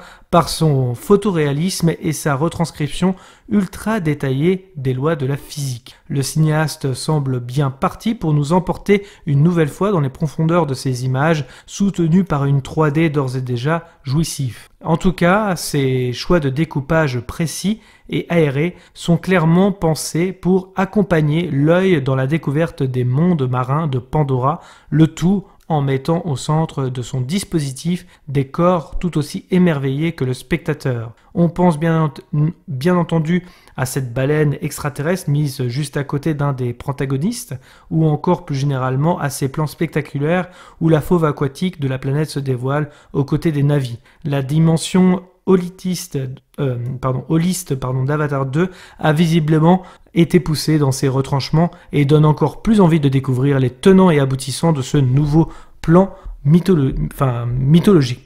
Voilà, alors on sait aussi que l'histoire parlera donc de la fille de Neytiri et de Jake Sully de leur escapade, puisque les hommes continueront de venir sur Pandora et ils devront effectivement fuir tout simplement leur terre du premier Avatar. Messieurs, qu'est-ce que vous avez pensé de cette bande-annonce déjà pour commencer, avant de passer au débat? Vas-y, Gino, à toi l'honneur. Ouais, écoute, moi cette bande-annonce, en effet, comme tu le signales de manière très simpliste et très juste, c'est vrai que cette bande-annonce montre plus le côté réussite technique que le scénario en soi. On te plante les décors, les personnages, bien que on avait peu de doutes là-dessus, mais par contre la créativité est encore présente selon moi. Et j'ai envie de te dire, d'un sens, je suis pas mécontent de ne pas avoir de réels indices sur la potentielle intrigue qui va arriver dans le film, et me laisser porter par ce film concrètement en cette fin d'année. Donc je suis impatient de voir ça, impatient de découvrir ce film. Avatar, moi je suis client. Yeah. Et toi, Ah bah je vais pas être très original, mais bon, on l'avait déjà dit de toute façon sur nos attentes de 2022, et effectivement, c'est probablement le film que j'attends le plus de l'année. Alors entre guillemets, hein, parce que je suis pas voilà pour mon côté vieux con, hein, mais je suis plus aussi hypé que je pouvais l'être jadis. Mais pour autant, voilà, ça a l'air hyper maîtrisé comme d'habitude. Moi, dès qu'il y a James Cameron, moi j'y vais les yeux fermés, en sens où je suis rassuré, je sais que c'est bien fait, c'est bien produit, bien réalisé, enfin à tout niveau, quoi. Le mec, pour le coup, c'est le maître à bord, hein, pour faire une petite métaphore maritime. C'est lui le capitaine. Et c'est vrai que on sait qu'il sait bien tenir le cap, bien tenir la barre, et là-dessus, j'ai aucun problème, aucune crainte sur la qualité du film. Après, il faudra voir le scénar, comme le disait Gino. Bon là. Alors j'ai le synopsis sous les yeux, excusez-moi parce que je l'avais pas tout à l'heure. Donc on a Jack Sully et Neytiri qui sont devenus parents, comme je le disais tout à l'heure. Neytiri. L'intrigue se déroule une dizaine d'années après les événements racontés dans le long métrage originel. Leur vie idyllique proche de la nature est menacée lorsqu'une la ressource développement d'administration, donc la dangereuse organisation non gouvernementale, est de retour sur Pandora. Contraints de quitter leur habitat naturel, Jack et sa famille se rendent sur les récifs où ils pensent trouver l'asile. Mais ils tombent sur un clan. Alors ça s'appelle les Kayana, pardon, aux mœurs différents de des leurs. Donc il y aura encore conflit même sur la planète. Ouais. Donc voilà, c'est ça le synopsis officiel. Ouais, bon, ça, écoute, on se doutait bien qu'il y aurait de la baston à un certain moment. Hein, c'est la bagarre. D'ailleurs, dans la bande-annonce, on voit quelqu'un qui est mort. Je sais pas si vous vous souvenez du soldat Stephen Lang, je crois il s'appelle. Ah oui, j'ai vu qu'il était au casting, donc ça m'a étonné. Il est même dans la bande-annonce. Hein. J'ai pas fait gaffe, bon. Alors, il va peut-être ressusciter. Hein, Non, il a son avatar. Il est un avatar dedans. Et c'est vrai. Il a son tatouage. On le reconnaît à son tatouage sur le bras, au passage. D'accord. Ouais, parce que c'est vrai que c'est un bon acteur, il était super dans son rôle pour le coup dans le premier.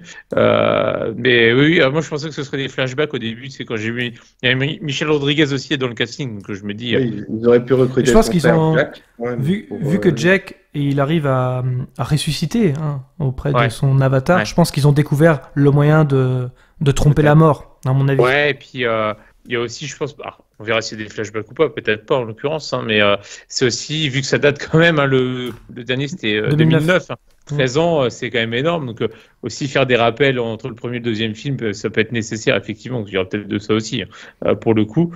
Mais ouais, en tout cas, franchement, le film, il a l'air hyper bien maîtrisé. Propre. D'ailleurs, au passage, une autre news est tombée entre-temps, donc on enregistrait. En tout cas, voilà. Ça enchaîne. Le premier Avatar, va être remasterisé au niveau des images pour que ça colle plus avec le 2, avec les nouvelles technologies. Donc voilà, au passage. Idée, pourquoi pas. Bon, c'est bien. Et puis, quand il aura le temps, notre ami James, quand il aura le temps, s'il pouvait nous faire un petit remaster en Blu-ray de True Lies, et puis de Abyss, on est preneur. Parce qu'on attend. Ça fait des c'est une arlésienne. Surtout le premier cité, quoi. Surtout True Lies. True Lies, j'attends que ça, moi, ça me saoule. Mais même le côté technique, apparemment, pour Avatar 2 va être poussé au maximum, puisqu'on aura une 3D qui est très très propre, apparemment. Il a déclaré ça il y a pas longtemps aussi. Initialement, il avait dit qu'il ambitionnait une 3D sans lunettes. Évidemment, je pense que la technologie n'a pas suivi ses ambitions, mais bon, dans tous les cas, voilà.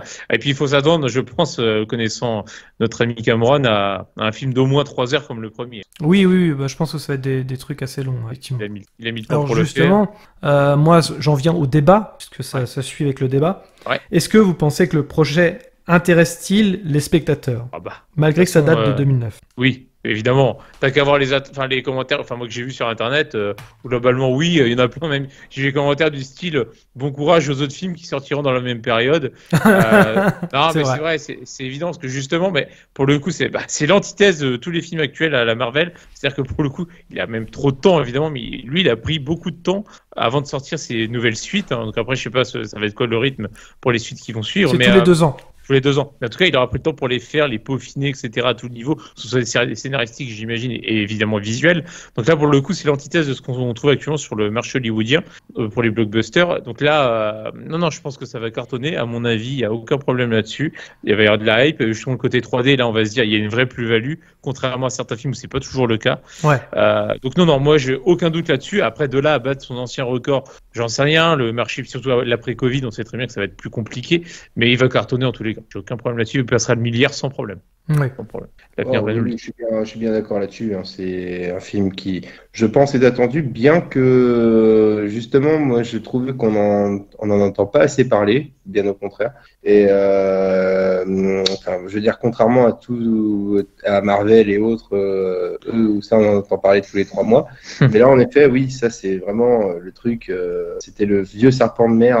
Avatar va avoir sa suite et tout. Pendant toutes ces années, on l'entendait et il n'arrivait pas. Là, il est enfin là. Donc là, complètement hypé et envie d'aller voir ça en fin d'année, clairement.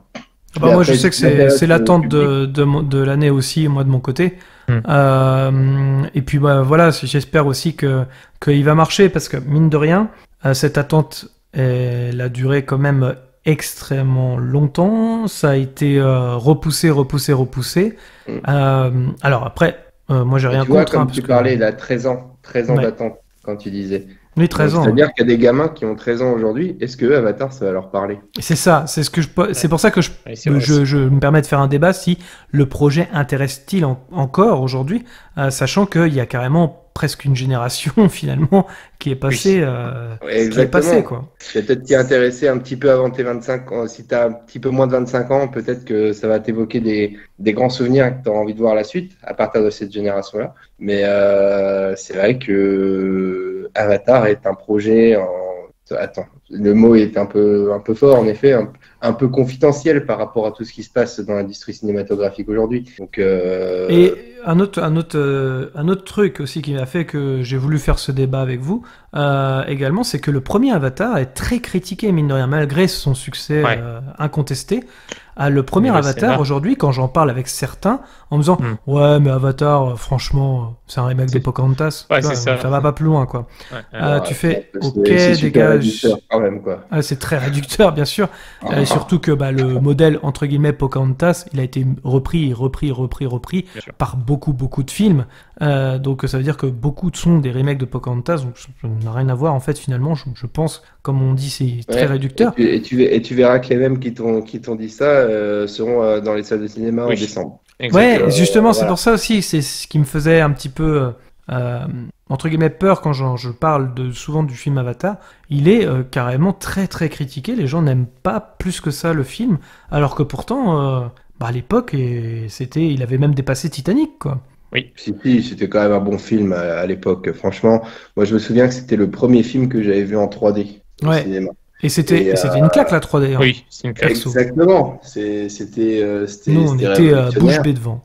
Et même en deçà de la 3D, le film était un divertissement tout à fait honorable et agréable. Clairement. Ce qui est marrant, c'est que le film a tellement pris de retard, je veux dire la suite, qu'ils veulent remasteriser le premier avec les effets spéciaux d'aujourd'hui pour que ça colle parfaitement à la suite et compagnie. Je trouve ça intéressant aussi de faire ça. C'est un peu le côté... Ouais, pour moi, pour moi, ce film mériterait de faire partie de ce qu'on pourrait appeler les grands films des années 2000. Franchement, voilà. Avatar, sa place ne serait pas galvaudée, hein, clairement. On va pas se mentir. James Cameron, il fait partie de ces réalisateurs au même titre que George Lucas et Spielberg en leur temps qui ont fait avancer le cinéma sur le plan technique. Exactement. Je veux dire, pour le coup, on peut passionné de technologie. Hein. C'est ça. Je veux dire, s'il y a eu derrière le côté 3D, justement, après tous les films ont essayé de s'y mettre avec plus ou moins de succès, mais c'est lui qui a quand même lancé cette hype qui est redescendue depuis. Mais pour le coup, Avatar, c'était vraiment travaillé. Je pense que le 2, ce sera pareil. J'ai aucun doute sur la qualité de la 3D. Donc voilà, je veux dire là-dessus, moi j'aime bien ces mecs un peu avant-gardistes qui osent, et c'est grâce à eux aussi que les techniques évoluent, quoi. Donc heureusement qu'il est là, ce mec-là. On peut ne pas aimer le premier film à la rigueur pour le scénar.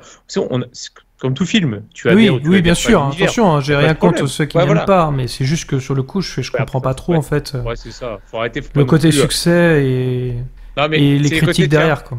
Je me permets de faire un petit clin d'œil parce que je l'ai réécouté il n'y a pas très longtemps. C'est 2 heures de perdu qui avait fait un podcast sur Avatar. Ils l'ont plutôt défoncé de manière générale. Ils n'ont pas trop aimé.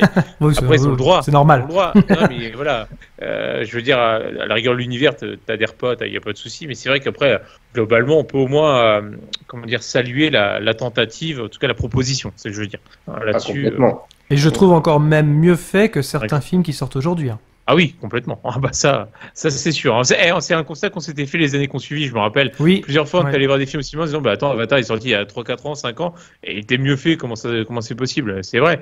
Tu peux pas, normalement, quand ça devient une valeur étalon quand c'est comme ça. C'est-à-dire que le truc, il est impeccable. Comment des films sortis une dizaine d'années après peuvent être moins bien faits? Parce que Cameron, c'est un mec qui soigne sa pré-prod, qui soigne sa prod. Et il sa prend le temps, post-prod. ça c'est sûr. Il prend le temps. Voilà. Et même, il y a des films aujourd'hui qui sont moins bien que Titanic, qui est sorti en 97. Franchement, techniquement... il reproduit presque grandeur nature, enfin une partie grandeur nature. Tu t'es sûr que ça a coûté. Après, lui, par contre, c'est des budgets pharaoniques, c'est sûr. Mais derrière, au moins. Il réinvestit tout. Hein. C'est propre. Hein. Ça, il réinvestit tout. En fait, c'est le mec qui fait tapis à chaque fois sur ses économies personnelles, même d'ailleurs, parfois. Donc, Abyss, c'est propre. True Lies, même si c'est une adaptation du célèbre La Totale, moi je trouve ça très bien. Je trouve ça, c'est un film d'action hyper nerveux. J'adore. Voilà, c'est. Et Avatar, c'est plus. La révolution, c'était Terminator 2. La révolution. Terminator 2. Abyss et Terminator 2, c'est vrai. Hallucinant. Qui ont permis d'ailleurs à ILM de développer après les dinosaures de Jurassic Park, entre autres. Hein. Donc c'est vrai que voilà. Mais là, j'ai lu une interview de James Cameron, ils veulent réhabiliter à fond la 3D. Même si personne l'a égalé depuis Avatar 1. La différence, c'est que, encore une fois, lui, il prend le temps de travailler la post-prod. Même déjà, c'est avec les meilleures caméras 3D qui existent. Derrière, c'est travailler et tout pour avoir un truc aux petits oignons, si je puis dire. C'est pas juste filmer en caméra conventionnelle et avec une conversion en 3D derrière qui est moyenne, bien souvent, quoi. Donc, il y a ça aussi. Et là, pour le coup, c'est vrai que je pense qu'on peut en prendre plein les mirettes. D'ailleurs, une bonne 3D, finalement, souvent, même ça te fatigue moins les yeux, tu prends plus de plaisir parce qu'effectivement, tu as un côté où tu as moins de dédoublement d'images dégueulasses. Et voilà, je sais plus si tu étais avec moi pour la séance de Titanic en 3D. Si on avait dû le voir ensemble, effectivement. Et même celle-là, c'était une conversion. Hein, c'était vrai. Ouais, mais et c'était ultra bien travaillé, quoi. Oui. On avait cette sensation de profondeur. Pour le coup, il y aura les deux. Il y aura le tourné avec des caméras adaptées, plus une bonne conversion derrière, un bon travail sur les aspects. Mais c'est vrai que ça doit être un sacré boulot, on va pas se mentir. Plus tu prends le temps, plus ça coûte cher aussi. Donc c'est sûr, il faut un gros budget pour avoir quelque chose de qualité derrière. Mais là-dessus, on sait qu'avec Cameron, au moins sur la technique, t'es jamais déçu. Ça, on va pas se mentir. Donc voilà. Donc franchement, je pense pour le coup, on en aura pour notre argent en salle. Ça, j'ai pas de souci là-dessus. Surtout que c'est un amoureux des océans. Oui. James Cameron. Donc moi, c'est un projet qui me parle d'autant plus, quoi. Ouais. Surtout qu'on parle d'écologie aujourd'hui, et même le premier Avatar d'ailleurs. Le fait qu'on soit dans les océans, ça va encore plus évoquer faire écho, et écho à l'écologie aujourd'hui avec la surpêche, avec notre rapport aux animaux marins, ça va être intéressant, je pense. Ouais, je suis d'accord. Je suis curieux de voir ce qu'il va faire de tout ça. Puis de toute façon, voilà, moi j'ai plus confiance de manière générale au James Cameron réalisateur que James Cameron producteur qui nous vend des Terminator Dark Fate en mode c'est la suite du 2, etc. Et c'est ça. C'est marchand de tapis. Remarque, tu me diras, c'est un beau commercial aussi. Ouais, ça c'est sûr. Il faut que ça merde quand c'est comme ça. Non. Là, non. Autant là j'y vais les yeux fermés, mais maintenant, quand il dit un truc en tant que producteur, moi ça me passe au-dessus. Ouais, faut prendre ça avec du recul. Beaucoup de recul. Oui, beaucoup de recul. Enfin, ouais. Donc, non, là-dessus, franchement, après, on verra le film ce qu'il vaudra en termes de scénario, bien sûr. Franchement, non. Au moins, sur le plan visuel, t'es sûr que tu vas passer un bon moment. C'est obligé. Pour moi, c'est obligé. Il n'y a aucun doute là-dessus. Citez-moi un mauvais film de Cameron. Voilà, il y en a pas. Non, mais ça, il a repris le truc en route. Pour moi, c'est même pas un film de Cameron. Considéré comme tel. Non, franchement. Il est drôle. Il est drôle. Il mérite d'être drôle. Non, oui, il a fait que des bons films après, bien sûr. C'est le premier film qu'il ait fait. Mais par contre. Alors, je vais le dire à titre personnel, mais je me fie qu'à la bande-annonce, on n'a que quelques images, ça dure 1 minute 30, grosso modo. Oui, c'est ça. Mais, je sais pas, avoir comme ça, c'est impeccable, mais pour le coup, je sais pas, je note pas de gap particulier à voir comme ça par rapport au 1. Ou c'est moi, enfin, que je remette le 1 à côté, peut-être que là, je le verrai, je verrai la différence, mais je vois pas de gap vraiment qui saute aux yeux, visuellement, je parle. Alors, moi, je me suis fait la réflexion aussi, c'est pour ça que je comprenais pas cette remasterisation du premier. Ouais. Mais apparemment, vu que les techniques ont avancé, on va voir sur place, je pense. C'est là où on verra sur grand écran la différence. Voire même peut-être quand il y aura le Blu-ray, 4K et compagnie. Et peut-être aussi d'ailleurs que c'est pour ça qu'ils font une remasterisation, parce que maintenant il y a le 4K qui a été développé depuis, qu'il a envie de développer le truc encore plus, quoi. Non mais effectivement, peut-être qu'une fois au cinéma on se rendrait compte de la différence, que là moi une bande-annonce, moi je la match, je suis même pas en Full HD, je crois en plus, donc forcément c'est pas là où tu vois tous les détails. Non mais c'est sûr, ça doit jouer, voilà. Non, je suis sûr mais que le côté lumière apparemment, parce qu'il a ouais. été diffusé en IMAX, donc avant Doctor Strange 2. Et en fait, c'est là où tu vois un gros travail, quoi. Notamment tout ce qui est lumière et les effets d'eau sur les visages, où apparemment c'est incroyable. En tout cas, hâte de voir ça. Je pense sur le technique, je pense que ça va être une belle expérience. Oui, clairement, ouais, ça va être sympa. Ça va être très très sympa. Oui. Donc voilà. Est-ce que tu voulais ajouter quelque chose, Gino, toi de ton côté? Non, mais là-dessus, je partageais tout à fait vos avis à la fois sur Avatar, mais également sur le monsieur et puis sur la 3D. Je partageais tous vos avis, messieurs. Bon bah. C'est dommage, on n'a pas le Pascal Pro de l'émission. Mais arrêtez. Camomille. Eh bien, voilà, on va pouvoir conclure. Merci à tous de nous avoir suivis. Je vous rappelle que vous pouvez clocher, commenter, mettre un pouce bleu, nous suivre sur les réseaux sociaux, Facebook, Twitter, Instagram. Les liens sont dans la description. Nous sommes disponibles aussi maintenant sur iTunes et Spotify. Dans tous les cas, rendez-vous dans les salles obscures pour de nouvelles aventures. À dans 2 semaines pour le film Va te faire foutre Freddy. Oh, ouais. Quel grand moment de ciné on va vivre, messieurs. Oh là là, j'ai hâte. Pas pressé, déjà. J'aimerais le mettre avec toi, Gino, parce que j'aimerais tellement voir ta tête. Ah là là, je suis péré cher. On va essayer de caler ça. Ouais, faut qu'on se cale ça. Cela dit, on peut le mater tous ensemble et faire le podcast après. Hein. Ça peut être intéressant. Moi, j'ai ma petite console et tout, il n'y a pas de problème. Ah ouais, ça peut être une pas bonne de problème idée. de connexion, parce que si vous le savez pas, ça fait au moins 3 fois qu'on enregistre ce podcast. C'est pas facile en ce moment. Au moins on n'aura pas de problème de connexion. Dis pas. Puis notre grotte. Mais écoutez, on pourrait se fixer ça ensemble et puis faire un super débrief en podcast. J'ai hâte. Croyez-moi, j'ai hâte. Exactement. Voilà. En tout cas, bonne soirée à tous. Bonne soirée tout le monde. Ouais. Salut tout le monde. Avant que ça empire, il y a eu un cours en SVT là-dessus sur comment la grossesse conduit souvent à avoir un enfant. Adaptation, improvisation. Mais ta faiblesse, ce n'est pas la technique. À l'occasion, je vous mettrai un petit coup de polish. T'es sûr de ce que tu fais? J'ai des fiches très détaillées sur l'anatomie humaine. Je m'en doute. Ça fait de vous un tueur plus efficace, n'est-ce pas?